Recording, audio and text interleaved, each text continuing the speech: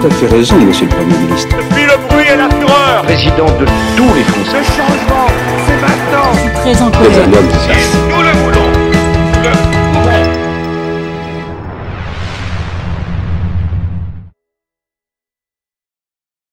On dit qu'elle doit être réécrite de fond en comble.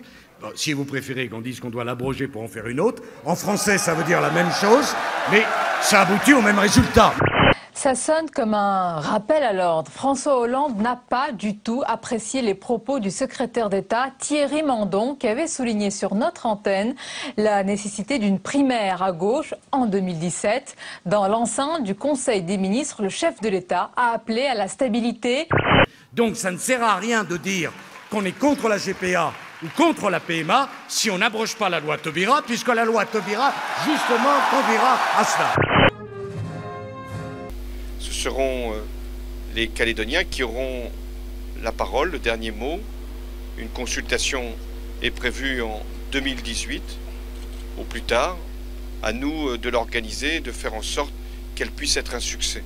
La semaine dernière, le maire de Bordeaux faisait déjà la une des Inrocks. Cette fois, il est sacré homme politique de 2014 sans être forcément au courant.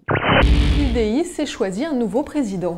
Et c'est Jean-Christophe Lagarde qui a été élu au second tour de ce scrutin pour la présidence du parti. Le député de Seine-Saint-Denis a recueilli plus de 53% des voix contre 46% pour son adversaire Hervé Morin. Jean-Christophe Lagarde succède donc à Jean-Louis Borloo à la tête du parti centriste. Nous avons enfin décidé d'une nouvelle incrimination pénale d'entreprise individuelle terroriste qui permet, à côté de l'association de malfaiteurs en lien avec une entreprise terroriste, de judiciariser tous les cas de ceux qui ont commis des crimes et qui reviennent sur le territoire national. Il était minuit passé cette nuit quand l'Assemblée nationale a fini par voter en deuxième lecture et après des heures de débat, la carte à 13 régions donc et aucun changement. Malgré les critiques d'un certain nombre de députés et d'une majorité d'Alsaciens, il y aura donc bien, entre autres, la fusion de l'Alsace avec la Lorraine et Champagne-Ardenne. Il y a bien un deuxième Français parmi les assassins de l'État islamique. Michael Dos Santos a été formellement identifié. Âgé de 22 ans, il est originaire de région parisienne. Nous connaissons ces dangers et malheureusement, nous ne sommes pas surpris d'apprendre que des Français ou des résidents en France se trouvent au cœur de ces cellules et participent de cette barbarie. Serge Lazarevitch malade, très malade, mais vivant sur une vidéo mise en ligne hier soir par AQMI, Al-Qaïda au Maghreb islamique. Le dernier otage français dans le monde est aux mains d'Al-Qaïda depuis 3 ans. 53 millions d'euros dans des sacs plastiques. C'est la somme qu'un comptable suisse proche de Serge Dassault dit avoir remis à l'avionneur entre 1995 et 2002. Révélation de Libé et de France Inter dans le cadre de l'enquête sur les soupçons d'achat de voix à Corbeil-Essonnes. Alors voilà, c'est un truc incroyable, quoi. Et donc cet argent noir, manifestement, devait servir à des choses peu avouables, autrement ce serait passé par les banques. Dernier entretien tendu entre Kader Arif et François Hollande. Selon une source proche de l'Élysée, l'ultime confrontation entre le président et son ancien secrétaire d'État se serait très mal passée. Kader Arif reprochant au chef de l'État de protéger certains de ses amis et pas d'autres. Il arrive, aidé d'une canne, et déclenche l'émotion et les applaudissements dans la salle. 1 an que l'ancien président n'a pas fait d'apparition publique. Comme en 2013, Jacques Chirac a choisi le Quai Branly et la remise du prix de la fondation qui porte son nom. Kader Arif, suspecté de favoriser des proches dans l'attribution de marchés publics, et le 4e membre du gouvernement a démissionné pour des raisons d'exemplarité. Combattre le sexisme tout au long de la scolarité. Avec son plan égalité filles-garçons, Najat Vallaud-Belkacem frappe plus fort que les ABCD. Plus transparente, elle dévoile un site internet qui permet à tous de connaître les détails de cet enseignement, de quoi tenter d'éviter de nouvelles polémiques.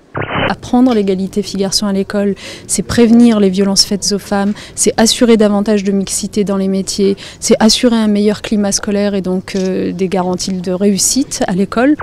L'année prochaine, à Paris, la France va accueillir tous les pays du monde pour une nouvelle étape des droits humains. C'est-à-dire le droit pour tous les habitants de la Terre à vivre dans un monde dont le futur n'est pas compromis par l'irresponsabilité du présent.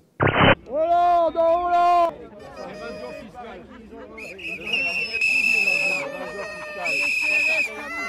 Comment peut-on imaginer que le vote d'une résolution ici puisse relancer le processus de paix alors que la confusion règne et que le mouvement terroriste Hamas continue de diriger la bande de Gaza. Un État pour les Palestiniens, ce n'est pas un passe-droit, c'est un droit.